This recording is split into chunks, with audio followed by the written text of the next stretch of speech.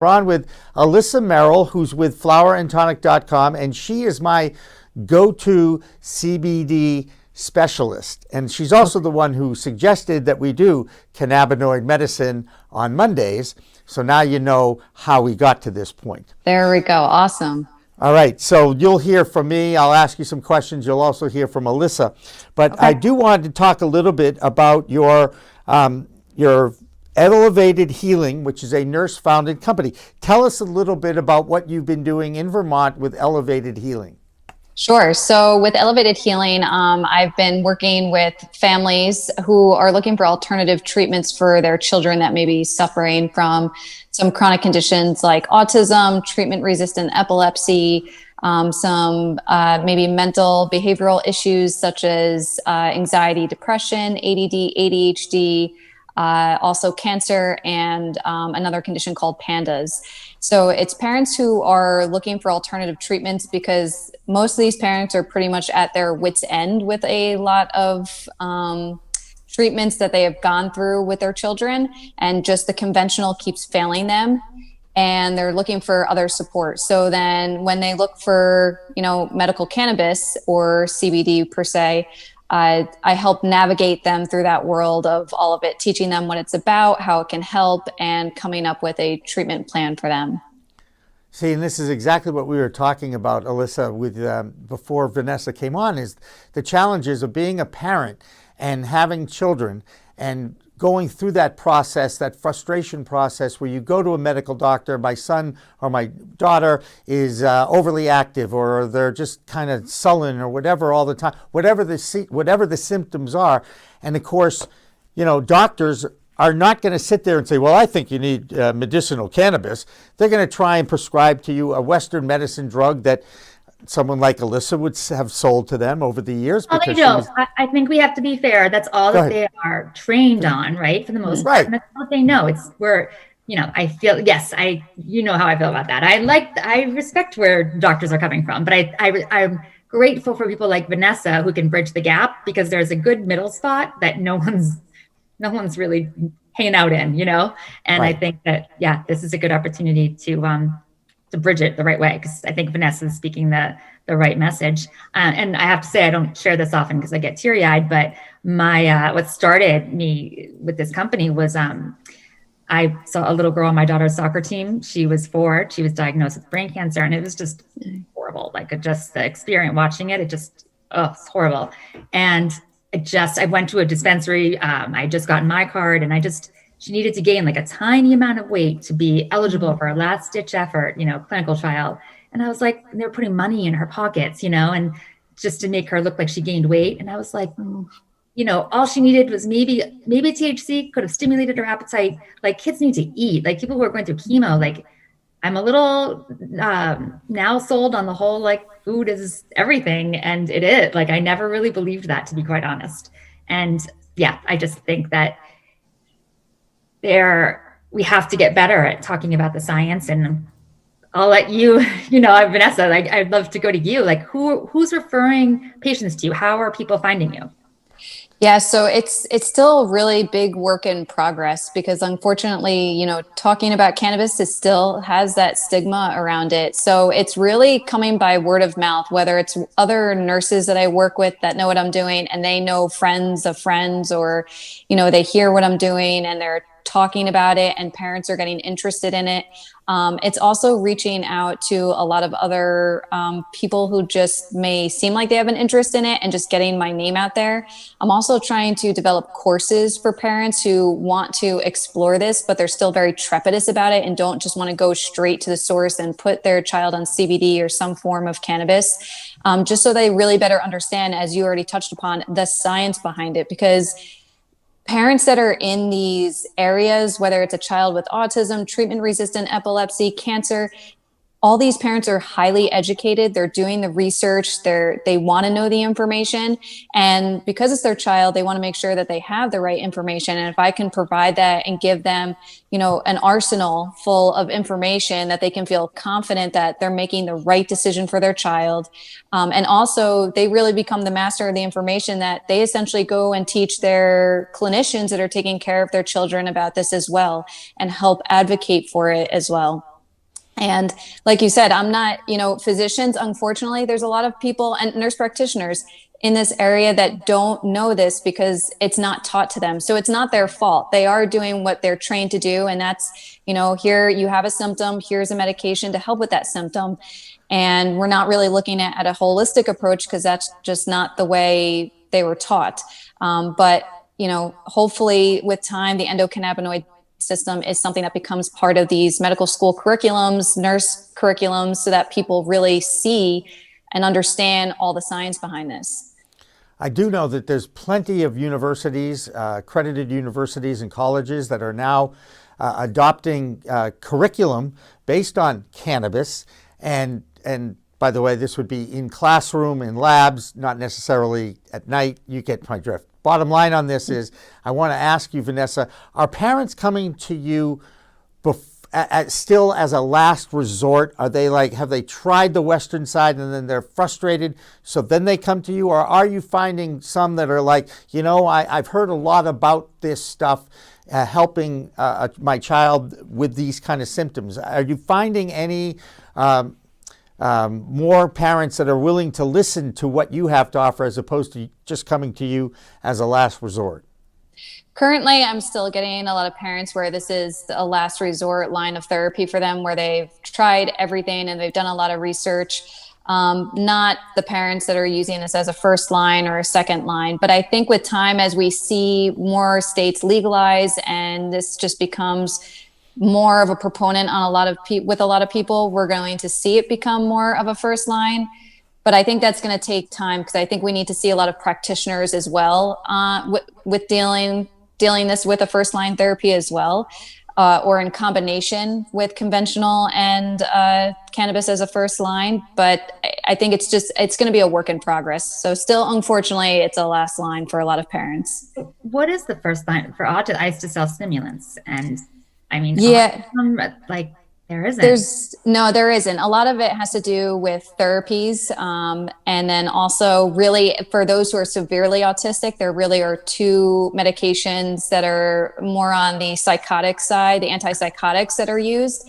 So those are the ones that are typically being given. And then other than that, it's just therapies. But that really is when, obviously autism, it's a spectrum. So not every child is going to benefit from cannabis or is going to need an alternative therapy like this. But for those who are severely autistic and they just have these meltdowns that can last minutes to hours, they just have high anxiety, they have OCD, those are the ones that can really benefit. And unfortunately, parents have gone through the ringer with a lot of antipsychotics, and then when those don't work, then it's the side effects, and it's another medication for the side effects. And these poor parents are just like, I just want my child to have some sort of relief, to be able to sleep, to calm down, just to have some sort of quality of life, and nothing's working. That this is where they're all in that, these parents are very close in these groups, and then they start talking, and if some parent has had success with CBD or a combination of THC, CBD, then they start looking into it and it becomes a last line. And these parents are definitely at their wits' end during this case. And of course, one of the first things I'm sure they say to you is, I want to make sure my kid doesn't get high, but I want the benefits of this plant. And therein lies the challenges of the endocannabinoid system, the entourage effect, and every child is different. Are they at least willing to, and I don't like to say the word experiment, but trial basis to try different things? And how do you know which one do you think is going to work? What's the right combination? What's the right strains? How much anecdotal evidence do you have about different strains and combinations thereof? Yeah, so parents are willing to try, and I really explain to them it's still, unfortunately, an art. However, we are getting closer with some genetic testing as well, and that's something that I hope to offer to parents down the line, where we can, if they wanted to, we can do a little bit of genetic testing to kind of pinpoint closer to what combination of things could work for their child in particular. And right now, and I'm working collaboratively with the parents. So if I explain, if their concern is, I don't want my child to get high, I explain, what it is that causes a high versus not, but that if we load the CBD to anecdotally prevent that quote unquote high from the THC, and really very low doses of THC is not going to create that psychoactive effect that we all think, but we can still get the benefits that this child may need if we do think they need THC.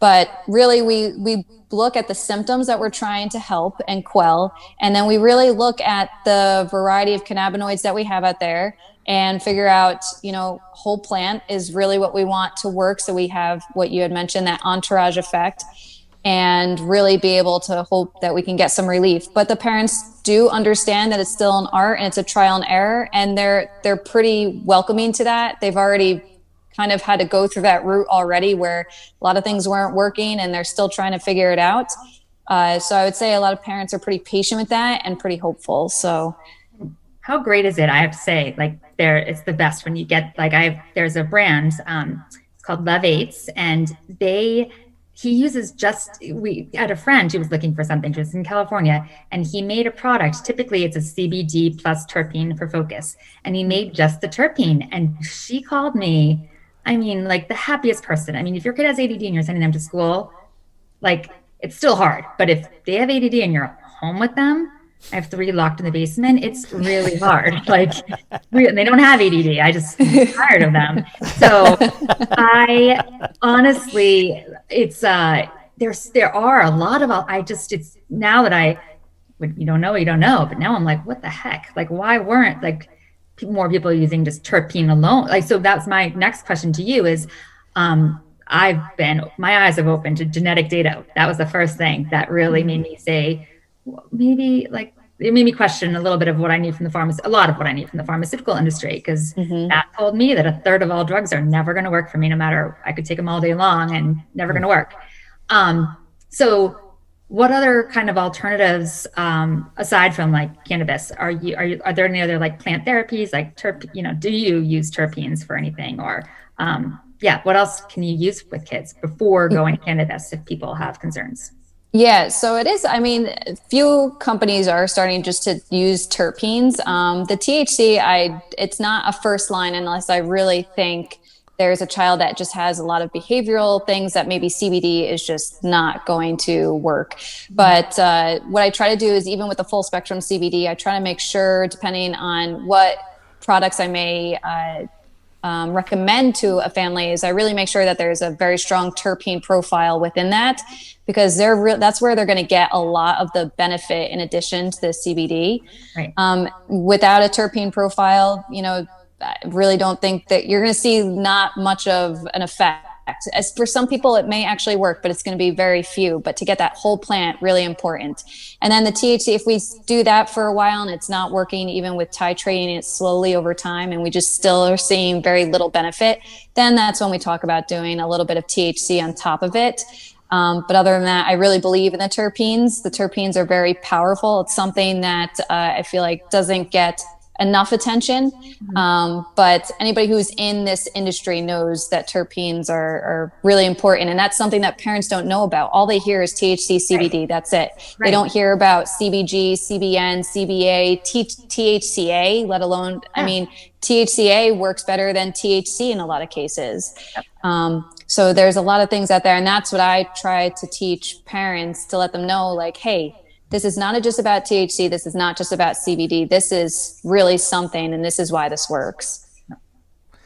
Hey, Vanessa, your state just got its act together and opened up for sale for retail. Now, granted, I know no stores are open yet or anything like that. Mm-hmm. But as a citizen of Vermont, I'm guessing you were happy to see at least that wall come down. Is that accurate? Yeah. Yes.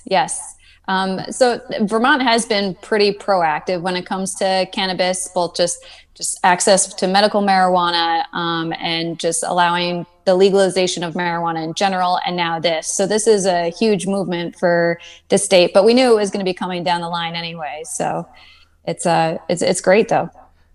And you're not growing anything in the backyard yet, are you? I'm just throwing that out there. No, not right now. Where do you, now obviously there's medical dispensaries in Vermont, yes? Yes, there's 4 of them. 4, that's it? Wow. Yeah, there's really not that many. Really? I would have Yeah. imagined, gosh. Four or five. I think Right. I think there's one that I may be forgetting about, but there's really not that many. Wow. Yeah. And I But was it's also a low population too. So I think that's why. And I think the regulations to open up are kind of strict. Are you seeing a lot more? I would imagine right now. Like I was right before we were speaking to you, I was saying I've got again, 3 girls. My oldest is 12, and I've, hormones and anxiety, and I have my parents reaching out to me a lot, and I'm still, even though I test the products myself, I bring them to the MCR labs, and I test them. I still feel hesitant. But I know in my heart it's better than Xanax. Like I just know it is, just like I know it's better than Ritalin or Adderall. I guess, could I ask you to speak to that? Like, what's your, in terms of, I mean, I know that it's been around forever. People have been using these products forever. It's an old, it's a plant that has not been studied, but it's a lot of information. What are things, if you had to express any concerns or cautions for parents, what would they be in terms of trying to figure this out on their own? Yeah, I can understand your concerns, especially as a parent, because you're seeing CBD, especially just exploding everywhere. I mean, you can go to your local gas station and there's CBD on the shelves there, No. But that is, but I think that's what's trepidous too, because I think when we see something explode very quickly, then we start to question, well, what's the good versus the bad? What's a good product versus a bad product? And that's where we need to teach people that they need to be asking for certificate of analyses, which for anybody who doesn't know is really rigorous lab testing to figure out, how is that plant extracted? What is in that plant exactly? There are companies that are, and they're the ones that I study and recommend to parents who want to use these products for their children. But I mean, you could scan a QR code on some of these products and you can see exactly where that terpene or cannabinoid profile came from exactly.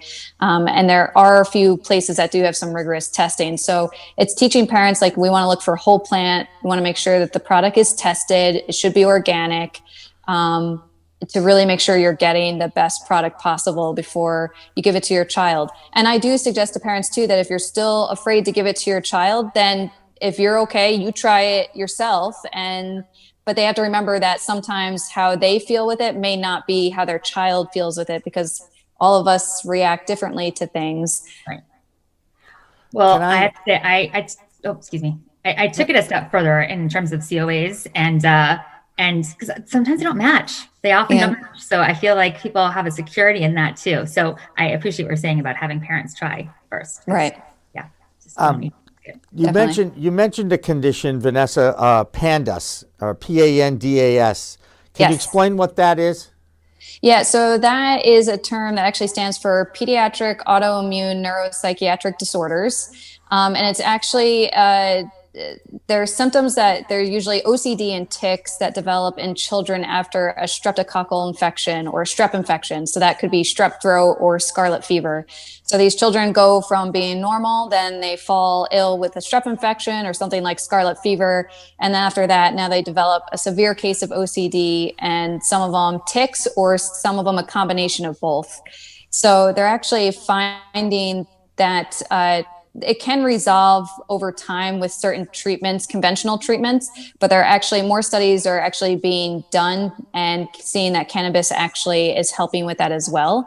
So, that's something else that I'm working with, but it's still a controversial issue as well, because some people don't necessarily think that the streptococcal infection necessarily develops this. It's kind of like chicken or the egg type thing, but the working theory is that these kids are developing OCD and tics after a strep infection. There you go. All right. Well, Vanessa, obviously you have absorbed quite a bit of information. And how do people get a hold of you if they happen to be in the Vermont area and want to reach out to you? Sure. So I have a website. It's www.elevated-healing.com. And you can contact me there via email or sign up for an appointment. There you go. All right. Well, Vanessa Peck from Elevated Healing, we so appreciate you spending some time with us today. Glad you were able to find your way into our Zoom room, and appreciate that. And again, you're welcome here any old time, and we wish you the best of luck. Great. Thank you so much.